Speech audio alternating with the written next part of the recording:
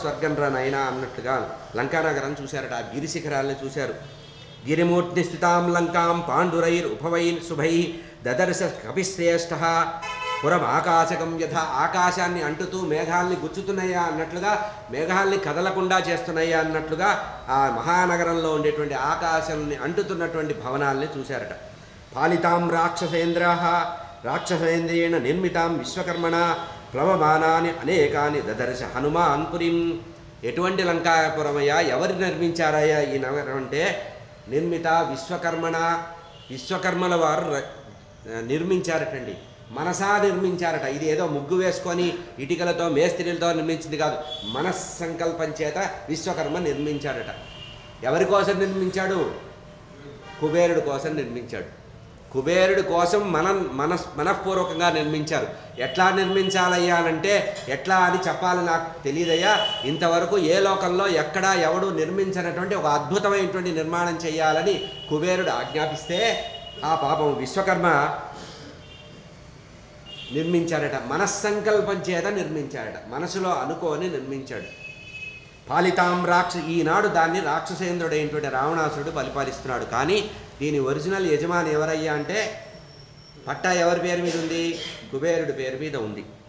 పాలితాం రాక్షసేంద్రేణ నిర్మితాం విశ్వకర్మణ ప్లవమానాని ఆకాశే దదర్శ హనుమాన్ పురిం.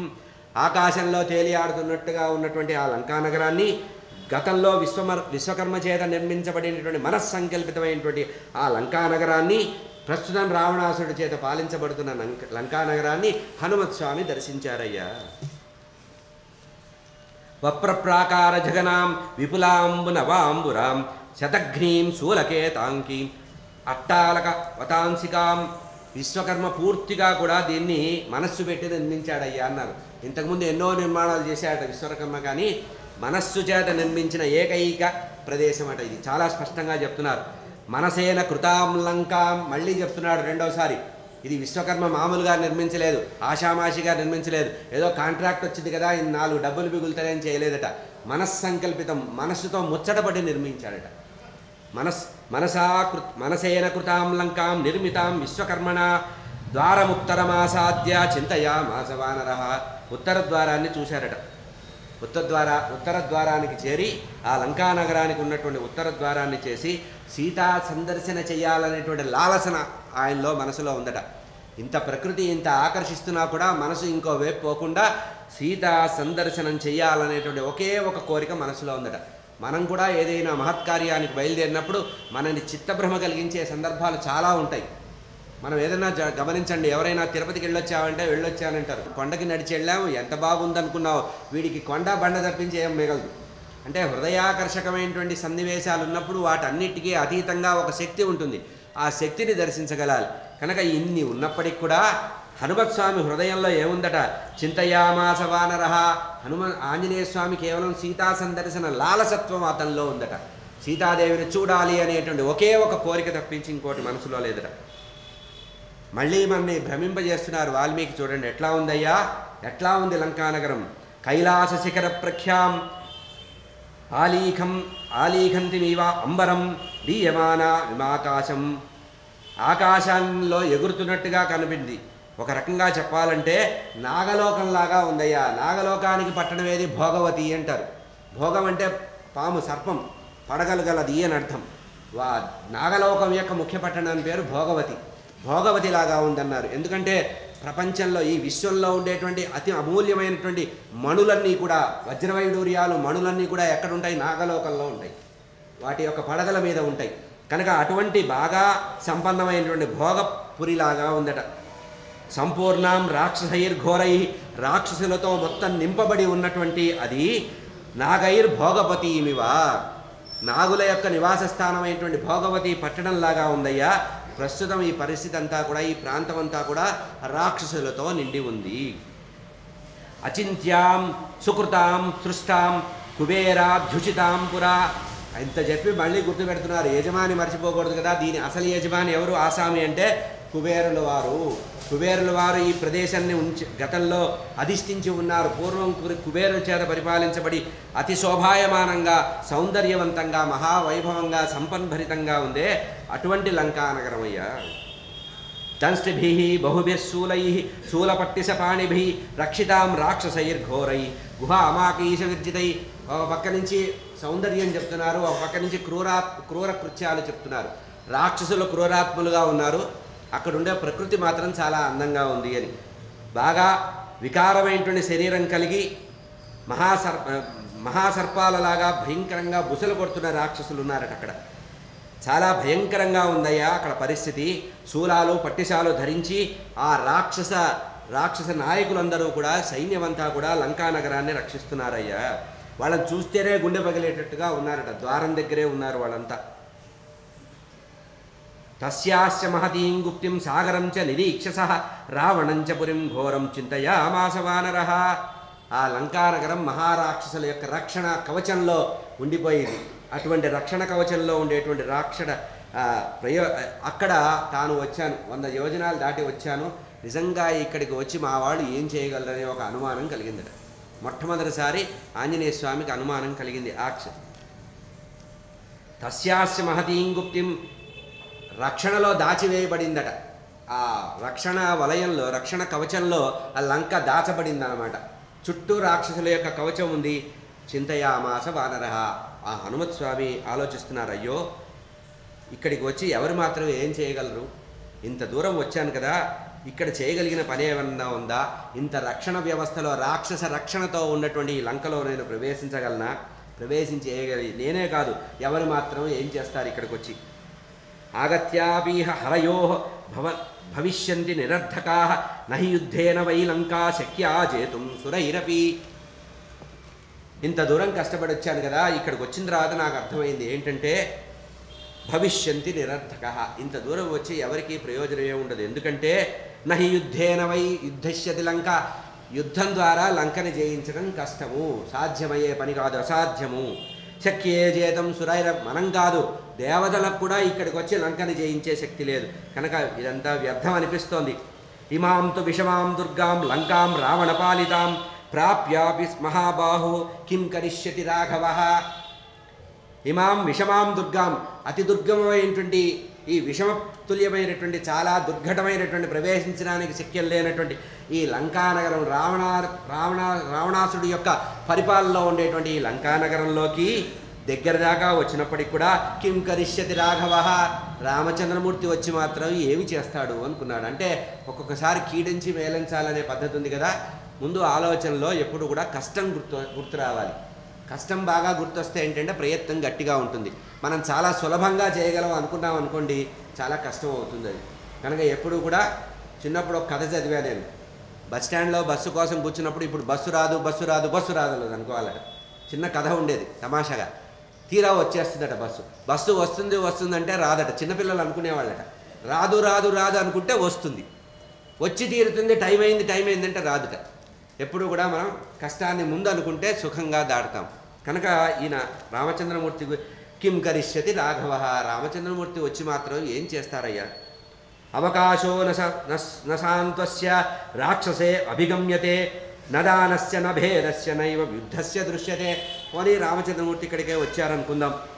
ఈ రాక్షసుల దగ్గరికి వచ్చి ఏదైనా దానోపాయం సామోపాయం చేద్దామంటే వీళ్ళు ఒకళ్ళ మాట వినే రకం కాదు.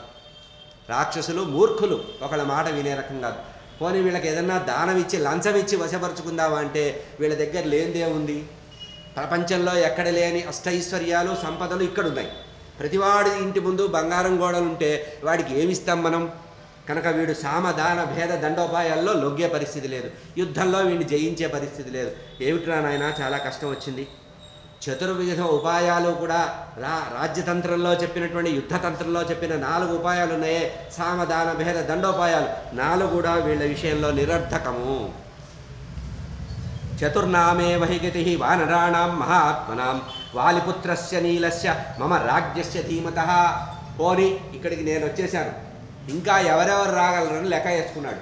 ఒక్కసారి ఆస్తి అప్పులు లెక్క రాసుకుంటారే అట్లా సముద్రం దాటొచ్చి ఇక్కడ ఉండేటువంటి రావణాసుడి యొక్క లంకారాజ్య వైభవం, ఆ శత్రుదుర్భేద్యమైనటువంటి ఆ వలయం చూసిన తర్వాత ఇక్కడికి ఎంతమంది వస్తారు అని లెక్కేసుకున్నారు. చతుర్నే వహిగతి, నాతో కలిపి 4 రాగలరేమో అదొక డౌట్ఫుల్ క్వశ్చన్ వేశాడు. చతుర్నామే గతి వానరాణం మహాత్మనాం, నలుగురు మహాత్ములు మాత్రమే ఇక్కడికి లంకలో అడుగు పెట్టగలరు. ఎవరు వాళ్ళు? వాలిపుత్రస్య నీలస్య, వాలిపుత్రుడు అంగదుడు, నీలస్య నీలుడు మహావీరుడు, మమ నేను వచ్చేశాను కనుక నిర్ణయం, రాజ్ఞస్య మా రాజు అయినటువంటి సుగ్రీవుల వారు. కనుక అటు వాలిపుత్రుడైన అంగదుల వారు, మహావీరుడైనటువంటి నీలుడు, మా మహారాజు అయినటువంటి సుగ్రీవుల వారు, ఇప్పటికే నేను వచ్చాను కనుక నేను కూడా రిజిస్టర్లో రాసుకోవచ్చు. నలుగురు వస్తారేమో. ఆ నలుగురు వచ్చి ఏం చేస్తారు? నలుగురు వచ్చి ఇక్కడ చేయగలిగే పని ఏమైనా ఉందా? యావజ్జానామి వైదేహిం యది జీవతి వానవా తత్రైవ చింతయిష్యామి దృష్ట్వా త్వాం జనకాత్మజ. ఇంత ఆలోచించిన తర్వాత మళ్ళీ బుద్ధి తట్టింది. అసలు నేను ఎందుకు వచ్చాను ఇక్కడికి? రామచంద్రమూర్తి నన్ను ఎందుకు పంపించాడు? అనవసర విషయాలు నేను ఎందుకు ఆలోచిస్తున్నాను? నాకేమైంది ఇప్పుడు? ఏదో ఆలోచించాల్సి ఏదో చేస్తున్నా కదా, నన్ను ఏమని పంపించారు? యావజ్జానామి వైదేహిం యది జీవతి వానవా, సీతాదేవి జీవించి ఉన్నదా లేదా చూసి రమ్మన్నారు, అంతే కదా. ఈ లెక్కలన్నీ నీకెందుకయ్యా? తన్ని తాను అనుకున్నాడు. మనం ఒంటరిగా ఉన్నప్పుడు ప్రశ్న సమాధానం మనమే చెప్పుకుంటాం, గుర్తుపెట్టుకోండి. ఇది రామాయణంలో ఉండేటువంటి ప్రతి సందర్భం కూడా మన నిత్య జీవితంలో మనం అనుభవించేదండి. రామాయణాన్ని అనుభవించాలి అన్నారు, భాగవతాన్ని ఆస్వాదించాలన్నారు, రామాయణాన్ని అనుభవించాలన్నారు. భారతాన్ని యుక్తి కోసం ఉపయోగించుకోవాలి. ఎట్లా మనం స్ట్రాటజీ డెవలప్ చేసుకోవాలంటే భారతం, ఆస్వాదించడానికి భాగవతం, ఆచరించడానికి రామాయణం. కనుక మనందరం ఇట్లాగే ప్రవర్తిస్తాం. ఇంత ఆలోచించి చివరికి అనుకుంటున్నాడు బాగానే ఉంది, నేను ఏదేదో పెద్ద పెద్ద వేషాలు వేస్తున్నా, ఎక్కువగా ఆలోచిస్తేస్తున్నాను అన్నట్టుంది. యావజ్జానామి వైదేహిం యది జీవతి వా నవా, ఆమె అసలు జీవించి ఉందా? తత్రైవ చింతయా, ఇప్పుడు నేను ఆలోచించాల్సిందేమిటి? ఆమె ఎక్కడుంది? సజీవంగా ఉందా లేదా, అసలు ఉందా లేదా? తత్రైవ చింతయిష్యామి దృష్ట్వాంతాం జనకాత్మజాం. కనుక ముందు ఆ విషయం గురించి ఆలోచిస్తాను, తర్వాత వేరే విషయం. తతస్స చింతయమానస్య ముహూర్తం కపికుంజరః గిరిశృంగే స్థితస్తస్మిన్ రామస్య అభ్యుదయే రతః. చూడండి, మళ్ళీ తొందరగా మారిపోయారు. మహాత్ములైన వాడు, బుద్ధిమంతుడు, మేధావి, పండితుడైన వాడు, సర్వజ్ఞుడైన వాడు, లోకంలో బాగా అనుభవం ఉన్నవాడు ఇట్లా ఉంటాడు. ఏదైనా చిన్న కష్టం వస్తే ఆ కష్టాన్ని అధిగమించడానికి ఒక్క క్షణం అట్లా ఆలోచించి తటస్థంగా ఉండిపోయి మళ్ళీ ధైర్యం తెచ్చుకుంటాడు. తాను ఏ కార్యాన్ని సాధించడానికి ఎవరి ప్రోద్బలంతో, ఎవరి ప్రభావంతో, ఎవరి ప్రోత్సాహంతో, ఎవరి అనుగ్రహంతో వచ్చాడో రామచంద్రమూర్తి యొక్క అభ్యుదయ కారకుడైనటువంటి హనుమత్స్వామి వెంటనే ఆలోచిస్తున్నారు. తతస్స చింతయమానస్తు, ఆ విధంగా ఆలోచిస్తున్నటువంటి హనుమత్స్వామి ముహూర్తం, ఒక్క ముహూర్త కాలమేనట. ఇదంతా ఇంత ఆలోచన ఎంతసేపు చేశాడంటే ఒక్క చిటికిన కాలం, ముహూర్త కాలం ఆలోచించి గిరిశృంగే స్థితం తస్మిన్, మళ్ళీ పర్వతం పైకి ఎక్కాడట. ఎక్కి ఒక్కసారి రామాభ్యుదయే రతః, రామాభ్యుదయం కోరి రామచంద్రమూర్తి యొక్క అభ్యుదయకాంక్ష, ఆయనకి మంచి జరగాలనేటువంటి రతుడయ్యాడట. వేగంగా మనసు ఆ విధంగా ఉంచి ఆ విధంగా ఆలోచించ మొదలుపెట్టాడు. అనేన రూపేణ మయా నశక్య రక్షసాం పురీం ప్రవేష్టం రాక్షసైర్ గుప్తాః క్రూరైర్ బల సమన్వితః. వెంటనే అనుకున్నాడు, ఒక మాట అనుకున్నారు. మహాక్రూరులు ఈ రాక్షసుల్ని చూస్తే, శాంపిల్గా అక్కడ కనబడ్డ వాళ్ళు ఒకళ్ళిద్దరిని చూస్తేనే, అంతకుముందు ఎప్పుడు రాక్షసులను ఆయన ఈ లంకకు సంబంధించిన కేర్ ఆఫ్ రాక్షసులను ఆయన చూడాల. మొట్టమొదట చూసింది ఇక్కడే. ఏదో అక్కడక్కడ చూశాడంటే వేరే విషయం, కానీ రావణాసుడికి సంబంధించిన పరివారంలో ఇంతకుముందు రామచంద్రమూర్తి లక్ష్మణస్వామి చూశారు. ఎందుకంటే అక్కడ సీతాపహరణ సందర్భానికి ముందు శూర్పణఖ దాటిన తర్వాత ఖరదూషణని చూసినప్పుడు రావణాసుడి యొక్క సైన్యంలో కొంతమందిని చూడడం జరిగింది. హనుమత్స్వామి మొట్టమొదటిసారి చూశారు కనుక వాళ్ళని చూసి మళ్ళీ ఒక మాట అనుకున్నారు.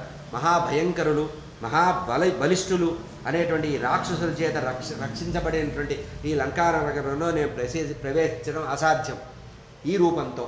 చివరిలో ఈ మాట అసాధ్యం, కానీ ఈ రూపంతో అసాధ్యం. ఉగ్రోజసౌ మహావీర్య బలవంతస్య రాక్షసాః వంచనీయ మయా సర్వే జానకీం పరిమార్గత. కనుక నేరుగా రాలేనప్పుడు మోసం చేసైనా, వాళ్ళని ఏదో విధంగా వంచైనా నేను లోపలికి వెళ్ళాలి. ఇప్పుడు నేను చేయదగిన పని ఏంటంటే లంకా ప్రవేశము. లంకానగరంలో ప్రవేశించడమే నేను తక్షణం ఆలోచించాలి. మనం కూడా గమనించాలండి, భవిష్యత్తులో జరగబోయేటువంటి అరిష్టాలు కానీ, భయంకరమైన విషయాలు కానీ తలుచుకొని ఇప్పుడే మనం వ్యగ్రం కాకూడదు. ఏదో ఎప్పుడైనా చచ్చిపోతాం కదా అని ఇప్పటి నుంచే చచ్చిపోవడానికి ప్రయత్నాలు చేయకూడదు. మనం గట్టిగా ఉండాలని నిర్ణయించుకోవాలి. కనుక భవిష్యత్తులో జరగబోయేది పోస్ట్పోన్ చేసి అది జరిగేది ఎటు జరుగుతుంది కదా, మనం దాన్ని అడ్డుకుందాం అన్నట్టుగా ఈదాలట. ఒక్కొక్కసారి సందర్భంలో జీవితంలో ఈదాలి. మన బలాన్ని మించి మనం వెళ్ళాలట. మనకుండేటువంటి స్వయం బలానికంటే ఎక్కువగా మనం వెళ్ళాలి. ఆ ఎక్కువగా వెళ్ళగలిగినప్పుడు భగవంతుడి యొక్క అనుగ్రహం కూడా మనకు ఉంటుందట. పురుష ప్రయత్నం అంటారు చూసారా. దైవం ఎప్పుడు ఎవరిని అనుకూలిస్తుందంటే ఎవడైతే పురుష ప్రయత్నం చేస్తాడో వాడిని మాత్రమే భగవంతుడు కాపాడతాడు. గాల్లో దీపం పెట్టి దేవా నీవు ఉన్నావంటే నేను ఉన్నాను నాయనా, నేను ఉన్నానని చూపిస్తున్నాను, వాయు రూపంలో వస్తున్నానని దాన్ని ఆర్పేస్తాడు. కనుక భగవంతుడు పురుష ప్రయత్నం చేసేవాళ్ళని మాత్రమే కాపాడతాడు. భగవంతుడిని నమ్మి మోసపోయామని చాలామంది అనుకుంటుంటారు. కానీ ఇన్ని పూజలు చేసావండి మాకేం కలిసి వచ్చినాయి అంటారు. నువ్వు చేయాల్సిన రీతిలో, చేయాల్సిన స్థాయిలో, మనసు పెట్టాల్సిన స్థాయిలో, ఏకాగ్రతలో మొదటి నుంచి చివరి వరకు నమ్మకం ఉంటేనే కాపాడబడతావు. మధ్యలో శనివారం నమ్మి ఆదివారం సెలవు కదా నమ్మక సోమవారం నమ్మితే వచ్చే ప్రయోజనం లేదు. సర్వకాల సర్వావస్థల్లో భగవంతుడిని నమ్మి ఏ పరమాత్మ మనకి ఈ శరీరాన్ని ఇచ్చాడో, ఏ శక్తిని ఇచ్చాడో ఆ శక్తి పరమాత్మకి నివేదించి నువ్వు నా చేత చేయించు అనాలి. ఇంత చేసిన తర్వాత ఎట్లా చేసావయ్యా అంటే పరమాత్మ యొక్క అనుగ్రహంతో చేశాను, ఇది నా శక్తి కాదు అనుకోవాలట. అందుకనే మనం ఏ పుణ్యకార్యం చేసినా చివరికి కృష్ణార్పణం అని నీళ్ళు వదిలిస్తారు మన చేత.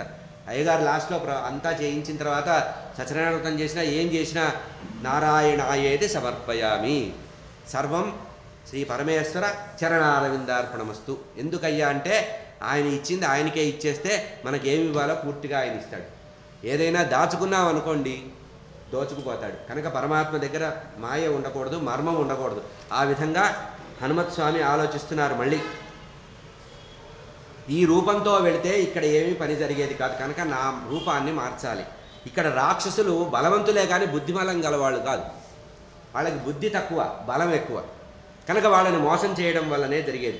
అనేన రూపేణ అంటే ఈ రూపంతో మయా నశక్య రాక్షసీం పురీం, నేను ఈ యథార్థ రూపంతో ఇప్పుడు నాకున్న రూపంతో లంకలో ప్రవేశించి ఈ రాక్షసుల్ని ఎదుర్కొనే ప్రయత్నం చేసే అవకాశం లేదు. కనుక వంచనీయ మయా సర్వే, ఇక్కడ ఉన్న వాళ్ళందరినీ కూడా వంచన చేసి మోసగించి నేను జానకీదేవిని చూడడానికి సాధ్యమవుతుంది. కనుక జానకీదేవి యొక్క సందర్శన ఎట్లా సాధ్యమవుతుందయ్యా అంటే వంచన చేస్తే కానీ అవ్వదు. కనుక వీళ్ళు కన్ను గప్పాలి. వంచన అంటే మోసం అంటే ఏం లేదు, కన్ను గప్పాలి.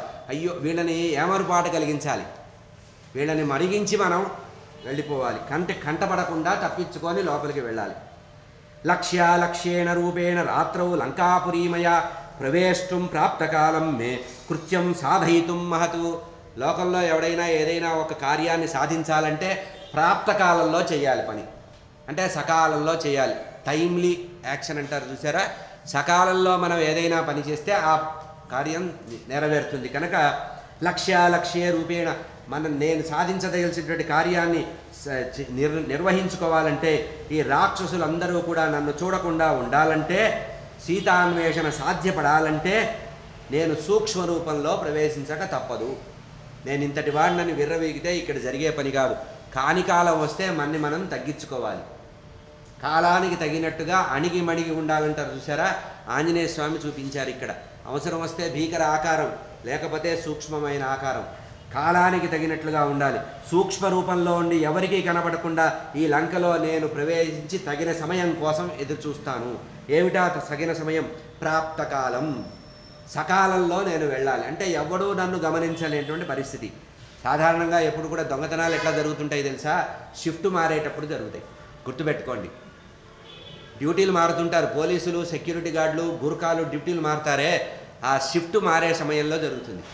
ఇక్కడ కూడా సూర్యాస్తమయం అయ్యి రాత్రి ప్రవేశించినప్పుడు హనుమత్ స్వామి లోపలికి వచ్చారు. ఎందుకంటే అక్కడ సైన్యం అంతా కూడా షిఫ్ట్లు మారుతారు కదా.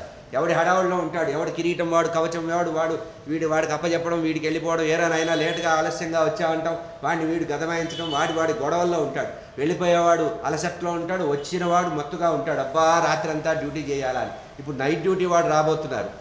ఇక్కడ వచ్చే సెక్యూరిటీ వాళ్ళంతా కూడా రాత్రి రాబోయే డ్యూటీ చేసేవాళ్ళు అనమాట. కనుక ప్రాప్తకాలం అంటే అది. సకాలంలో మనం వెళ్ళాలి. ఎవ్వడికీ కనబడకుండా లంకలో ప్రవేశించడానికి తగిన సమయం కోసం చూస్తాను అన్నాడు. దానికోసం వచ్చారన్నమాట. తాం పురీం తాదృశీం దృష్ట్వా దురాధర్షాం సురాసురై హనుమాన్ చింతయామాస వినిశ్చిత్య ముహుర్ముహు. 1-4 సార్లు ఆలోచించారటండి. బుద్ధిమంతుడైన ఆంజనేయ స్వామి ఒక కార్యం చేయడానికి 1-4 సార్లు ఆలోచిస్తున్నారంటే మనం ఆలోచించకుండా ఏ పని మొదలు చేయకూడదు. మనం సగం పని చేసిన తర్వాత ఆలోచన మొదలు పెడతాం. మనం దూకుడుగా ఉంటాం. ఏదైనా ఒక పని చేసేటప్పుడు ముందు దూకుడుగా మొదలుపెట్టి అవును ఇంతకీ నేను ఏం చేయదలుచుకున్నాను, ఎక్కడికి వెళ్ళదలుచుకున్నాను, అప్పుడు ఆలోచన వస్తుంది. కానీ హనుమత్ స్వామి మనకి ఇదంతా కూడా సుందరకాండలో ఆంజనేయ స్వామి మన ప్రవర్తనని మార్చడానికి కారణం అవుతారండి. ఈ ఉపాసనాకాండ అన్నారు ఎందుకంటే ఈ సుందరకాండని 1-4 సార్లు అధ్యయనం చేస్తే మనకి సకాలంలో చేసేటువంటి పనులు సకార్యంగా చేయాలనే సంకల్పం రావడానికి ఉపక్రమిస్తాయి. కనుక 1-2 సార్లు వినిశ్చిత్య ముహుర్ముహు, నిశ్చిత్య కాదు వినిశ్చిత్య, బాగా ఆలోచించాడట. ఎట్లా ఆలోచించాడు? 1-4 సార్లు ఆలోచించాడట. ఇట్లా చేస్తే బాగుంటుందా, అట్లా చేస్తే బాగుంటుందా, ఇట్లా ప్రవేశిస్తే బాగుంటుందా, ఈ శరీరంతో వెళ్ళనామా, ఆ శరీరంతో వెళ్ళనా, ఎప్పుడు వెళ్ళాలి, ఏది సమయం, ఇట్లా ఆలోచించారు. కేనోపాయేన పశ్యేయం మైథిలీం జనకాత్మజాం అదృష్టో రాక్షసేంద్రేణ రావణేన దురాత్మన. మనస్సులో పాపం చెప్పుకోవడానికి ఎవరు లేరు, షేర్ చేసుకోవడానికి ఎవరు లేరు. మనం ఏదైనా కష్టం ఉన్నప్పుడు 1-4 ఉంటారు. 1-4 ఉండి కష్టపడి ఏదో చేస్తారు.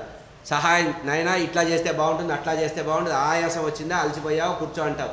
ఇక్కడ ఎవ్వరు లేరు, ఒంటరివాడు.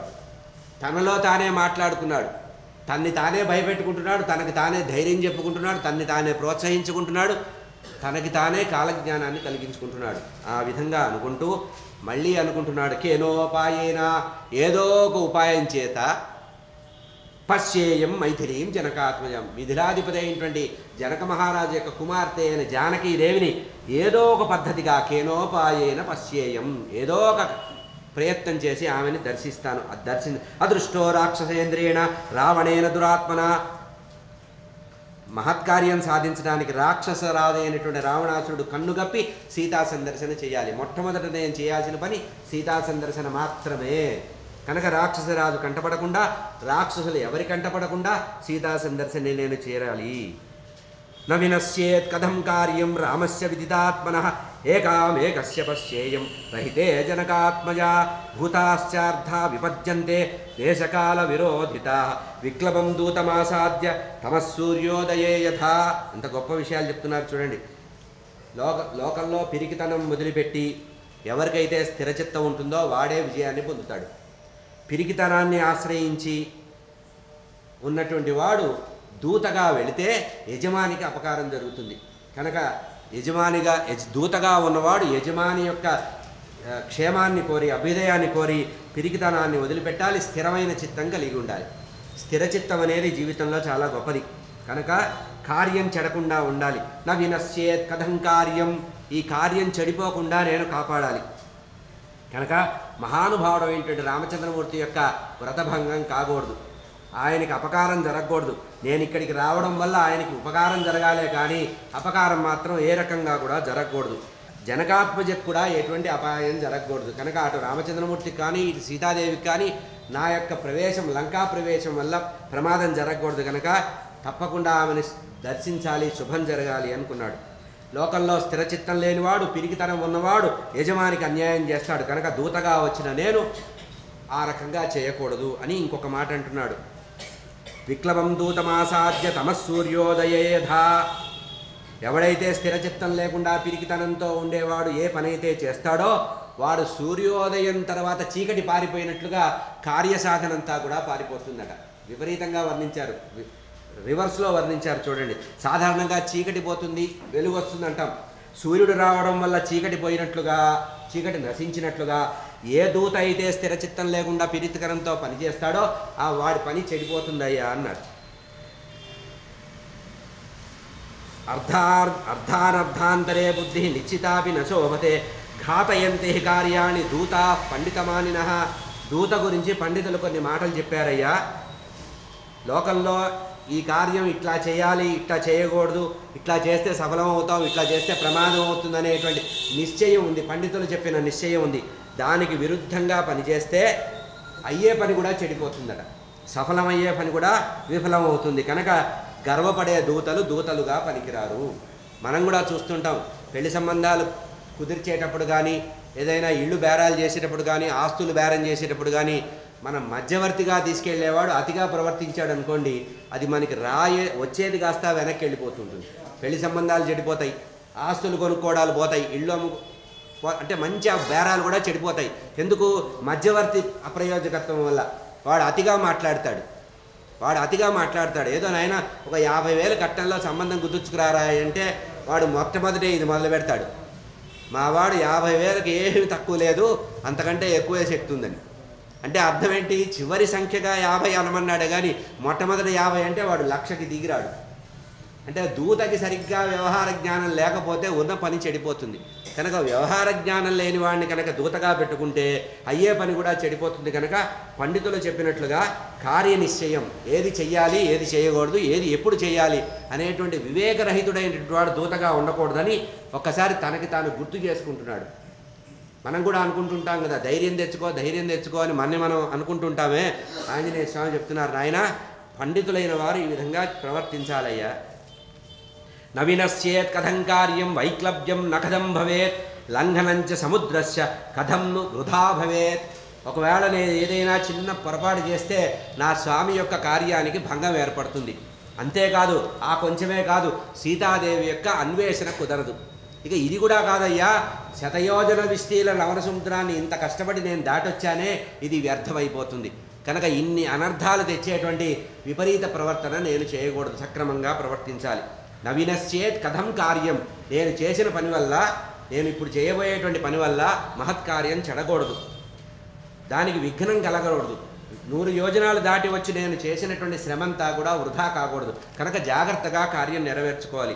మయి దృష్టేతు రక్షోభి రామస్య విదితాత్మనః భవేద్ వ్యర్థమిదం కార్యం రావణార్థం ఇతచ్చతః. మళ్ళీ అనుకుంటున్నారు, అవివేకంతో ఏ పని చేయకూడదు, సమర్థంగా చేయాలి. శతయోజన విస్తీర్ణ లవణ సముద్ర తరణం అనేది నేను చేశాను కనుక అది కూడా ముందు చేయబోయే కార్యం కూడా విజయం పొందాలి. నేను రాక్షసుల కంటబడితే మొత్తం పూర్తిగా కార్యం చెడిపోతుంది. మా యజమాని రామచంద్రమూర్తి రావణ సంహారానికి నడుం కట్టారు కనుక రావణ సంహారం ఆయన చెయ్యాలంటే దూతగా వచ్చిన నేను రాక్షసుల కంట పడకూడదు. కనుక రామచంద్రమూర్తి యొక్క కార్యం నిర్విఘ్నంగా జరగాలి, నేను చేస్తున్నటువంటి పని వ్యర్థం కాకుండా సఫలం కలగాలంటే రాక్షస రూపాన్ని ధరించన్నా వెళదామా అనుకుని ఒక్క మాట అనుకున్నాడు. పోనీ అక్కడ ఉండేవాళ్ళంతా మెజారిటీ వాళ్లే కదా, రాక్షసుల్లాగా మనం కూడా రూపం వేసుకొని వెళదామా అని ఆలోచించారట.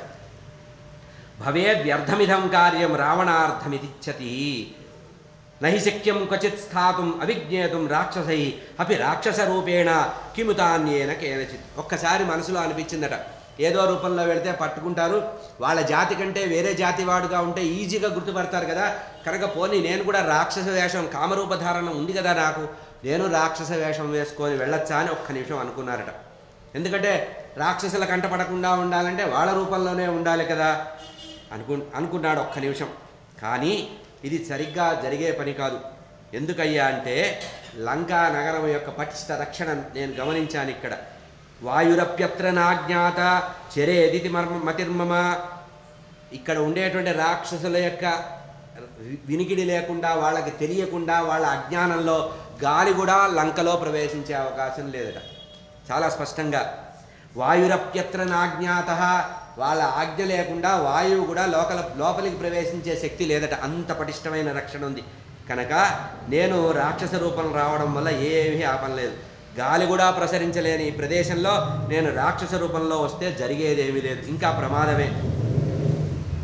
ఇహోహం యది తిష్టామి స్వేన రూపేణ సంవృతః వినాశముపయాస్యామి భర్తురర్ధశ్చ హీనయా. ఇక్కడ నేను నా నిజ రూపంలో వెళితే పరిణామం మంచిగా ఉండదు, ఏమాత్రం ముందుకెళ్ళే అవకాశం లేదు.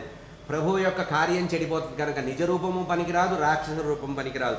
నిజ రూపం అంటే ఉన్నటువంటి వానర వేషం, వానర రూపం ఆ స్థాయిలో. తదహం స్వేన రూపేణ రజన్యాం హ్రస్వతాంగతః లంకాభిమభిగశ్యామి రాఘవస్య అర్థసిద్ధయే. కనుక నేను రామకార్యార్థ సిద్ధి కోసం నా నిజ రూపాన్ని కుదించుకొని, అంటే నా ఒరిజినాలిటీని వదిలిపెట్టకుండా బాగా కుదించుకొని చిన్న రూపం ఏర్పాటు చేసుకొని రాత్రి సమయంలో, చీకటి సమయంలో లంకలో ప్రవేశిస్తానని ఒక నిర్ణయానికి వచ్చారు. నిశ్చితమైనటువంటి నిర్ణయం తీసుకున్నారు. తదహం స్వేన రూపేణ, స్వేన రూపేణ అంటే యథార్థ రూపంలో, రజన్యాం చీకటి పడగానే హ్రస్వతాంగద చిన్న రూపాన్ని ఏర్పాటు చేసుకొని లంకాం అధిగతిష్యామి లంకలో ప్రవేశిస్తాను. ఎందుకయ్యా అంటే రాఘవస్య అర్ధసిద్ధయే, రామచంద్రమూర్తి యొక్క కార్యసిద్ధి కోసము, కార్యజయం కోసం నేను ఈ విధంగా వెళ్ళదలుచుకున్నాను.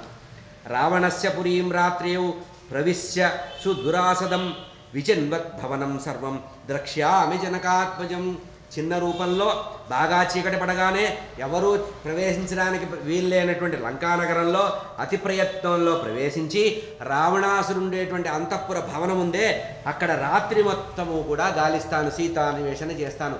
పరమ పతివ్రతా శిరోమణి అయినటువంటి సీతామాత యొక్క సందర్శన కోసం ఆ రాత్రి సమయం అంతా కూడా ప్రతీక్షించి సీతా సందర్శన చేస్తాను.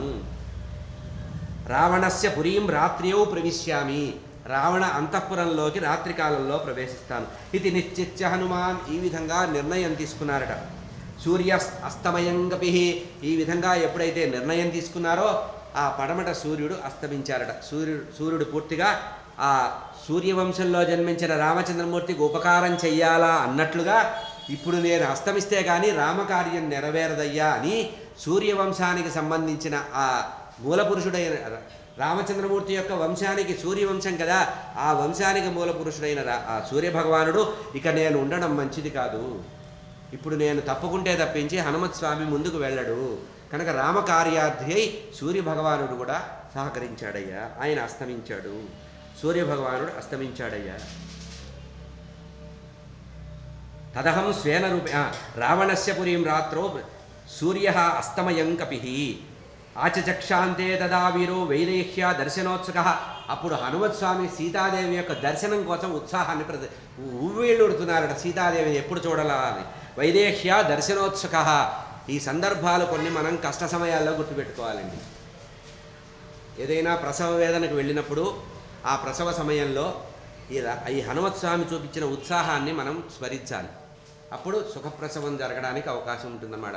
రామచంద్రమూర్తి యొక్క అనుగ్రహం ప్రతి సమయంలో కూడా ఇక్కడ ఉంటుంది. వైదేహ్య దర్శనోత్సుక. సీతాదేవి సందర్శన కోసం ఉబలాట పడుతున్నటువంటి ఆ ఆంజనేయ స్వామి సూర్యాస్తమయాన్ని తలుచుకొని ఒక్కసారి ఆనందపడిపోయారట. సూర్యేచ అస్తంగతే రాత్రౌ దేహం సంక్షిప్య మారుతి వృషదంశకమాత్రస్సన్ బభూవ అద్భుత దర్శన. ఇది కూడా చాలా చక్కటి రూపం అండి. మనం కార్యసిద్ధి కోసం దర్శించేటప్పుడు హనుమత్ స్వామిని ఈ అద్భుత దర్శనం నేను చెప్తున్న మాట కాదు, ఇక్కడ ఆయనే అంటున్నారు. బభూవ అద్భుత దర్శన. వాల్మీకి వారు ప్రత్యేకంగా చెప్తున్నారు. ఆంజనేయ స్వామి ఇప్పుడు ఏర్పాటు చేసుకునేటువంటి రూపం ఉందే వృషదంశక మాత్రేణ, పిల్లిలా అంత ఆకారంలో, చిన్న పిల్ల అంత ఆకారంలోకి మారారట. ఆయన పిల్లిలాగా మారలేదు, ఆయన యొక్క స్థాయి అన్నమాట, షేపు అట్లా మారారు. అంటే పిల్లి నడుస్తుంటే కాళ్ళ చప్పుడు కాదండి. ఇంట్లో చక్కగా పెట్టినటువంటి పాలు కానీ పెరుగు కానీ ఉంటే అది కేవలం ఎవ్వరికీ తెలియకుండా, దానికి కూడా తెలియకుండా తాగి వెళ్తుంది. అది అంటే అంత శబ్దం దానికి కూడా వినపడదట. దాని కాళ్ళ కింద అంత కుశను ఉంచాడు. భగవంతుడి యొక్క సృష్టి చాలా గొప్పదండి. ఎవడికి ఏది అవసరమో అది ఇస్తాడు, ఏది వద్దనుకుంటాడో అది. అన్నీ కావాలని మనం కోరుకుంటుంటాం కనుక మనకి ఇవ్వాల్సిందే ఇస్తాడు. పశుపక్షాదులు కూడా పరమాత్మ రూపాన్ని ఆ రకంగా ఇచ్చారు. చూడండి, రెక్కలు ఎందుకు ఇచ్చాడు పక్షికి? కారణం అది, వారిని కాపాడడానికి. కనుక వృషదంశక రూపం, మార్జాల ప్రమాణంలో రూపాన్ని తగ్గించుకున్నారట. సూర్యుడు ఎప్పుడైతే అస్తమించాడో రాత్రి వచ్చింది. దేహం సంక్షిప్య మారుత వృషదంశక మాత్రసన్, కేవలం చిన్న పిల్లి ప్రమాణంలో, పిల్లి ఆకార ప్రమాణంలో, మార్జాల రూపంలో బభూవ అద్భుత దర్శన. ఈ రూపం చాలా అద్భుతమైనదట. భక్తులందరినీ కూడా తరించేటువంటి మూర్తి అట. అద్భుత రూపం ఇది. ఎందుకంటే రామకార్యార్థి అయి వెళుతూ రామకార్య జయం కోసం సంకల్పంతో వెళుతున్నాను కనుక ఇది అద్భుత రూపము, అందరినీ కూడా ఆశ్చర్య కలిగించేదట. ప్రదోషకాలే హనుమాన్ తూర్ణముత్సృజ్య వీర్యవాన్ ప్రవివేశ పురీం రమ్యాం సువిభక్త మహాపథాం. వెంటనే ఆ ప్రదోషకాలంలో ప్రవేశించారట. హనుమత్ స్వామి శివాంశ సంభూతుడు అంటారు. ప్రదోషకాలం చాలా విశేషమైనది. సూర్యాస్తమయ సమయం, గోధూళి వేళ అంటారు చూసారా, గోవులన్నీ కూడా అరణ్యానికి వెళ్ళి తిరిగి వచ్చారు సమయం, అది ప్రదోషకాలం. ఆ ప్రదోషకాలంలో శివార్చన చేస్తారు. ఆ సమయంలో ప్రదోషకాలే హనుమాన్ తూర్ణముత్సృజ్య వీర్యవాన్ ప్రవివేశ పురీం రమ్యాం, లంకలో ప్రవేశించడానికి ప్రదోషకాలం కోసం వేగిరపాటు ప్రదర్శించారట. మార్గాలన్నీ కూడా ఒక్కసారి చూస్తున్నారు. లంకలో ప్రవేశించాలనే నిర్ణయం తీసుకుంటున్నారు. ప్రాసాదమలావితాం స్తంభై కాంచరరాజితై శాతకుంభమైర్జాలై గంధర్వనగరోపమా. లంకానగరంలో ఉండేటువంటి ప్రాసాదాలన్నీ కూడా విస్తారంగా ఉన్నాయట. వాటిని చూశారు. బంగారు వెండి స్తంభాలు ఉన్నాయట. అవి కేవలము బంగారం వెండితోనే మాత్రమే పోతపోసి నిర్మించినవట. అటు నిర్మితమైనటువంటి గంధర్వ నగరంలాగా అద్భుతంగా ఉండేటువంటి ఆ లంకార నగరంలో ప్రవేశిద్దామని చెప్పి ఆ హనుమత్ స్వామి నిర్ణయం తీసుకున్నారట. సప్తభౌమ అష్టమభౌమస్య స దదర్శ మహాపురీం. 7-8 అంతస్తుల భవనాలు ఉన్నాయటండి. చూడండి, ఆ రోజుల్లో త్రేతాయుగంలోనే 7-8 అంతస్తుల భవనాలు ఉన్నాయట లంకలో. ఎంత అడ్వాన్స్డ్ పరిస్థితితో చూడండి. ఎంత సప్తభౌమ అష్టభౌమశ్చ స దదర్శ మహాపురీం తలై స్ఫటిక సంకీర్ణ కార్తస్వర విభూషితై. ఆ నగరంలో చూస్తే చాలా అందమైనటువంటి భవనాలట అవన్నీ. 7-8 అంతస్తులు కలిగి భవనాలు చాలా స్ఫటిక మణులతో ఉన్నాయట. మణులు పొదిగారట. చీకటి పడినా కూడా వెలుగు ప్రసరించడానికి ఎదురుగా కాగడాలు పెడితే ఆ స్ఫటికాల కాంతులు వెలుగుతాయి కనుక ఎదురుగా స్ఫటిక మణులతో పొదగబడినటువంటి ఆ భవనాలు చూశారట. అవన్నీ కూడా ఆంజనేయ స్వామి చూస్తున్నారు. ఒక్కసారి దర్శిస్తున్నారు ఎదురుగా. కాంచనాని చ చిత్రాన్ని తోరణాని చ రాక్షసాం లంకా ఉద్యోతయామానసు. ఈ విధంగా విచిత్రంగా కనబడేటువంటి లంకా నగరంలో ప్రవేశించాలనేటువంటి ఆనందం పొందుతూ ఊహకందనేటువంటి ఆ సౌందర్యాన్ని ఒక్కసారి దర్శిస్తున్నారట. అచింత్యాం అద్భుతాకారాం దృష్ట్వాం లంకాం మహాకపి. అద్భుతంగా అచింత్యంగా ఉండేటువంటి మహాప్రాకారాలు ఉండేటువంటి ఆ లంకా నగరాన్ని ఒక్కసారి అట్లా చూసి తన్మయత్వంలో ఉండిపోయారట. ఇంత ఉందా, ఇంత గొప్పగా ఉంటుందా ఈ లంకా నగరం అని. ఇంతట్లో వైదేహ్య దర్శనోత్సుక. ఒక్క నిమిషం విషాదానికి లోనయ్యాడట. ఈ లంకలో మనం వెళ్ళగలమా అని. మళ్ళీ ఇంకొకసారి ఆ లంక వైభవాన్ని తలుచుకొని ఆనందపడుతున్నారట. మళ్ళీ సీతాదేవి సందర్శన చేయబోతున్నానే అని ఆనందాన్ని ప్రకటించారు. త్వరలో నేను లంకలో ప్రవేశిస్తాను, అతి త్వరలో సీతాదేవిని దర్శించబోతాను కదా అని సంతోషపడుతూ ఈ విధంగా ఆనంద డోలికల్లో ఉంటున్నారు. చంద్రోపి సాచివ్యం ఇవస్య కుర్వన్ తారాగణైర్ యథాగతో విరాజన్ జ్యోత్స్నా వితానేన వితత్యలోకం ఉత్తిష్టతేషాః. చంద్రశోభను వర్ణిస్తున్నారు. పౌర్ణమి నాటి చంద్రుడు ఇక్కడ కనబడుతున్నారు కనుక వేల కొలది చంద్రకిరణాలు ఒక్కసారిగా భూమి మీద ప్రసరించినాయట. చంద్రకిరణాలు ఎందుకయ్యా చంద్రకిరణాలు అంత విజృంభించో వచ్చాయంటే హనుమత్ స్వామి రాత్రి కాలంలో సీతా సందర్శన చేయబోతున్నారు. ఆయనకి దారి చూపాలన్నట్లుగా చల్లటి కిరణాలతో దారి చూపించాలన్నట్లుగా చంద్రుడు కిరణాలని ప్రసరింపజేశారట. ఎందుకు వచ్చినాయి ఇన్ని చంద్రకిరణాలంటే సహస్ర కిరణుడు సూర్యుడు అంటాం కదా, సహస్ర కిరణుడు చంద్రుడు అని చెప్తున్నారు ఇక్కడ. వేల కొలది కిరణాలతో చంద్రుడు నక్షత్రగణాల మధ్యలో విరసిల్లుతున్నాడట. చాందిని కప్పినట్లుగా ఉందట. ఆకాశం అంతా కూడా ఒక మొహమ్మల్ చాందిని కప్పినట్టుగా ఉందట. అంత అందమైనటువంటి ఆకాశంలో పాలపుంత కూడా వచ్చేసిందట. అప్పటికే చంద్రుడిని దర్శించారట. ఎట్లా ఉన్నారు చంద్రుడు? శంఖప్రభం, పర్జన్య శంఖం, పాంచజన్య శంఖం ఎంత తెల్లగా ఉంటుందో అంత తెల్లగా ఉన్నారట చంద్రుడు. క్షీరం మృణాలివ, తెల్ల కలువ యొక్క తూడు ఉంటుందే, కాడ తెల్లగా ఉంటుంది, తెల్ల తామర ఉంటుందే, దాని యొక్క తూడు ఎట్లా ఉందో అంత తెల్లగా ధవళ వర్ణంలో ఉన్నారట. పాలలాగా తెల్లగా ఉన్నారట. కళలన్నీ కూడా రాసిపోసున్నట్లుగా సర్వకళానిధిగా ఉన్నారట. ఒక రకంగా చూస్తుంటే పాల సముద్రంలో హంస ఈదుతుంటే ఎట్లా ఉంటుందో ఆ తెల్లటి ఆకాశంలో ఆ చంద్రుడు ప్రయాణిస్తుంటే అట్లా ఉందట. రాజహంస పయనిస్తున్నట్టుగా ఆ చంద్రుడు వెళుతున్నాడట. అటువంటి హృదయాహ్లాదకరమైనటువంటి చంద్రుడు ఆకాశంలో పడచూపారయ్యా. హనుమత్ స్వామి లంకలో ప్రవేశించడానికి అవకాశాన్ని కలిగించారు. రేపటి రోజున హనుమత్ స్వామి యొక్క లంకా ప్రవేశ సందర్భం. స్వస్తి ప్రజాభ్య పరిపాలయంతాం న్యాయేన మార్గేణ మహిమహీషాః గోబ్రాహ్మణేభ్య శుభమస్తు నిత్యం లోకాః సమస్తాః సుఖినో భవంతు. కాలే వర్షతు పర్జన్య పృథివీ సస్యశాలిని దేశోయం క్షోభరహితః బ్రాహ్మణాః సంతు నిర్భయా. అపుత్రాః పుత్రిణః సంతు పుత్రిణః సంతు పౌత్రిణః అధనాః సధనాః సంతు జీవంతు శరదాం శతం. స్తోత్రం చూడండి. ఓం నమో వాయుపుత్రాయ భీమరూపాయ ధీమతే నమస్తే రామదూతాయ కామరూపాయ శ్రీమతే. మనం సుందరకాండలో వినేటువంటి వర్ణనలన్నీ కూడా ఇందులో పదరూపాలుగా వస్తాయి. చూడండి, వాయుపుత్రుడు భీమరూపం ఇందాక చూసాం, త్రివిక్రమ రూపం ధరించారు. నమస్తే రామదూతాయ, రామదూతగా ప్రవేశించారు లంకలో. కామరూపాయ అనుకున్న రూపాన్ని ధరించగలిగేవాడు. మోహాశోక వినాశాయ తనని నమ్మిన వాళ్ళందరికీ కూడా మోహము శోకాన్ని దూరం చేస్తారట. సీతాశోక వినాశినే సీతాదేవి అంతటి మహాత్మురాలికి పరమ పతివ్రతా శిరోమణికే మోహం పోగొట్టాడు, కష్టాన్ని తొలగింపజేశాడు, ఆనందాన్ని కలిగించాడు. ఇక మనం ఆయన్ని ఆశ్రయిస్తే జరగందుందా? భగ్నాశోక వనాయాస్తు అశోకవనాన్ని భంగం చేసేశాడు ఒక్క దెబ్బతో. భగ్నాశోక వనాయాస్తు దగ్ధ లంకాయ వాంగ్మినే చక్కటి వాక్చాతుర్యం కలిగినటువంటి ఆయన లంకనే దహించి వేశాడు. సీతాదేవిని రక్షించాడు, సీతాదేవి శోకాన్ని పోగొట్టాడు, అశోకవనాన్ని దర్శించాడు, భంజించాడు. గర్జిత నిర్జితవాతాయ లక్ష్మణ ప్రాణదాయచ యుద్ధకాండలో వచ్చేటువంటి సందర్భం చెప్తున్నారు. లక్ష్మణ ప్రాణదాత చేశారు. గతిర్నిర్జితవాతాయ లక్ష్మణ ప్రాణదాయచ వనౌకసాం వరిష్ఠాయ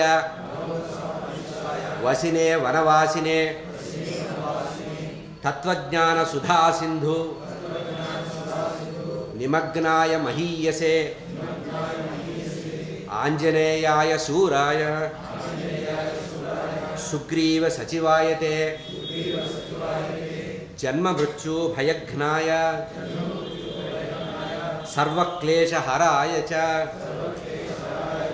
నేదిష్టాయ ప్రేత భూత పిశాచ భయహారిణే యాతన నాశనాయాస్తు నమో మర్కటరూపిణే యక్షరాక్షస శార్దూల సర్ప వృశ్చిక భీహృదే మహాబలాయ వీరాయ చిరంజీవిన ఉద్ధృతే హారిణే వజ్రదేహాయ చోల్లంఘిత మహాబ్ధయే బలినాం అగ్రగణ్యాయ నమో నః పాహి మారుతే లాభదోసి త్వమేవాసుః హనుమాన్ రాక్షసాంతకః